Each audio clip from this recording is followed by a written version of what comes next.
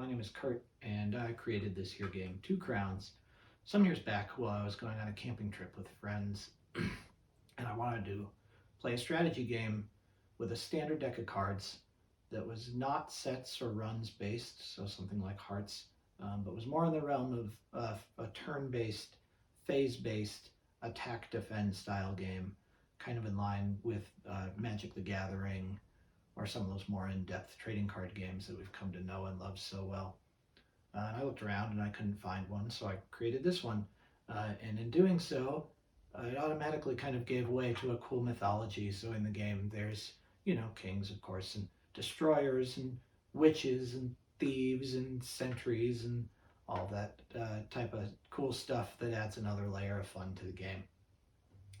Also, it sneakily teaches you the rudimentary mechanics of some of those more complicated trading card games like Magic and Pokemon and things like that. I even sent the idea off to Scaff Elias and Richard Garfield, who brought the world Magic, and they commended the idea.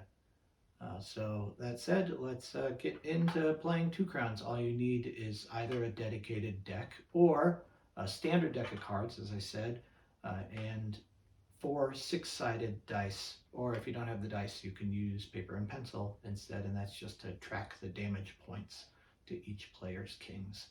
So let's get into it. This is how the gameplay field begins, with each player having their 2 kings out, with 6 hit points left to go on each king, which is what the dice denote, or you can use paper and pencil, as I said, to track the hit points, and each player having their complete 25 card draw decks to the right of their kings. So red gets the first turn. We typically decide who gets to play red with a high number dice roll off before the game starts. Each turn is broken up into phases. The first phase is the draw phase. You're going to draw until you have 3 cards in your hand. You'll never have more than 3 cards in your hand. You just draw until you have 3. So for the first turn, we're going to draw 3 cards. Now this jack represents a knight. The knight card is what does damage to the other player's kings. The knights cost money from our bank to purchase. We have no money in our bank yet, which brings us to the second phase, which is the deposit phase. Now cards 5 through 10 are coin cards, and they're worth as many coins as their face value says. So 7 is worth 7 coins, 8 is worth 8 coins. During the deposit phase, we can only deposit 1 coin card in our bank per turn. So I'm going to deposit this 8 into the red player's bank. That's not quite enough yet in the bank to buy this knight and bring the knight out to attack. The knight costs, this knight in particular, costs 12 coins. I can't use this 7 yet to make 15 coins because it's not deposited into my bank. You can only use the coin cards deposited into your bank to buy the cards that cost money like this knight.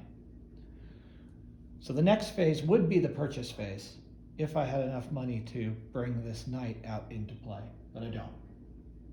So that's it for this purchase phase. Next phase is the attack phase. If this knight were out in play, we would attack one of the other player's kings, but it's not out yet, so we get through the attack phase. Then the final phase is your discard phase. If you get to the end of your turn and you have 3 cards in your hand, you can elect to discard only one of those 3 cards. Or you can decide you don't want to discard and hold on to all 3 cards in your hand for later use. Black's turn begins in the same way as red's did. We'll draw until we have 3 cards in our hand for the draw phase. The ace here represents a cavalry card. The cavalry card is like the knight card in that you purchase the card from your bank to play, and then it attacks the other player's king to take damage from the other player's kings. The cavalry does more damage than the knight card does. The cavalry card does 2 points of damage each time it attacks instead of 1. The cavalry card costs more. It's 18 coins instead of 12. The queen represents a destroyer card. It's a very powerful card, and it costs a lot. It costs 25 coins to play. You just play it and discard it. And what it does is it wipes out the other player's knight and cavalry cards, puts them all in the other player's discard pile. The 2 card represents a sentry.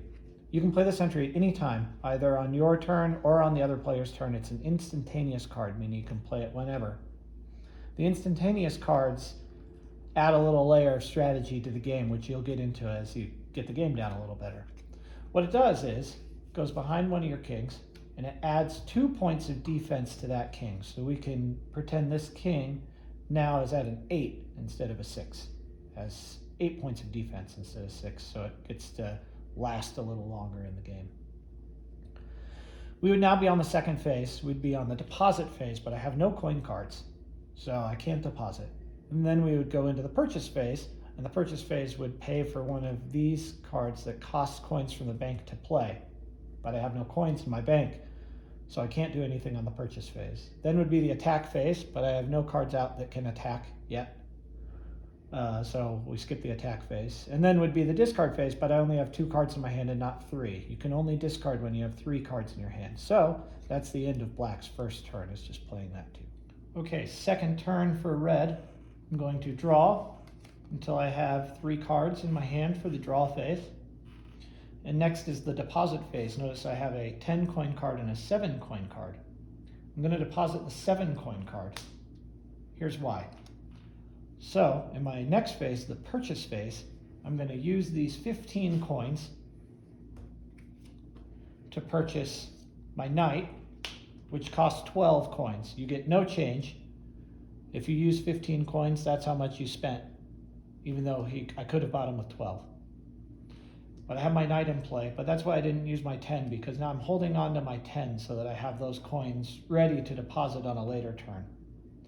So then I move to my next phase, which is the attack phase, and I'll use my knight to pick one of my 2 opponent's kings to attack. I'll attack the one with the sentry on it. I usually mark this by just flipping this 2 over. So now this king's at 7 points instead of 8. The goal of the game is to get each king of your opponent's down to 0. Once that happens, your opponent loses and you win, or if you're playing with multiple players, you're just waiting to be the last man standing. Anyway, there's my attack phase. I'd be on to my discard phase, but I'm down to 1 card. You can only discard, again, if you have 3 cards in your hand, and in that case, you can only discard 1 card, or you can choose to hold on to all of your 3 cards, but I only have the 1 card, so that's the end of red's second turn. Okay, on to turn 2 here for black. We draw 1 card for our draw phase, getting us to 3 cards. And next would be the deposit phase, but I still have no coins. Black's not faring so well here, so still have no coins to deposit. That would bring us to our purchase phase. I have all these cards to purchase, but no coins in my bank to purchase them. So I can't purchase anything. I have no cards out here to attack the other player's king, so I can't do anything during my attack phase. So this is where the discard phase, the final phase of the turn, comes in. Now again, you can choose to not discard if you're doing well in the game and you just want to hold on to your cards and you have coins in the bank and you have cards that you can use and you just don't want to discard. You don't have to. But here we're going to want to discard so that we have a chance in this game. So you pick what you want to discard, and there's some strategy in this. Here I'm going to go ahead and discard my ace. Maybe that's not the best strategy, but that's what black is going to do. So holding on to the queen, which again is the destroyer, costs 25 coins to play. It would wipe out all the cavalry and knight cards your opponent has. And I'm holding on to my knight card, which is the cheaper of the 2 attack cards, costing 12 coins. So black hoping to get some coins here. For now, this is my discard pile under my deck, by the way. So ace in the discard pile, cavalry in the discard pile. And that's the end of black's second turn. Okay, on to turn number 3 for red here. So I'm going to draw 2 cards to get my hand to 3 cards for the draw phase. What I just drew, as we know, the 2 is a sentry card, and it can be played anytime. I'm going to go ahead and play it now on one of my 2 kings. And what that does with the sentry guarding this king, it turns this 6 into an 8, so we're at 8 defense points, as we know. The 4 card represents a bandit card. What the bandit does, you can also use it at any time, and it steals 1 coin card for instantaneous use by you and then discard it into your opponent's discard pile. Steals 1 coin card, and you can use whatever the value of that coin card is for purchase on your end right at that time. Can't use it now, obviously, because they have no coins out, so we're going to hold on to this coin card. But we're going to move on to our deposit phase. And I'm going to deposit this 10 here into my bank on the red side. And then after the deposit phase would be the purchase phase. I have no cards to purchase in my hand from the cards in my bank.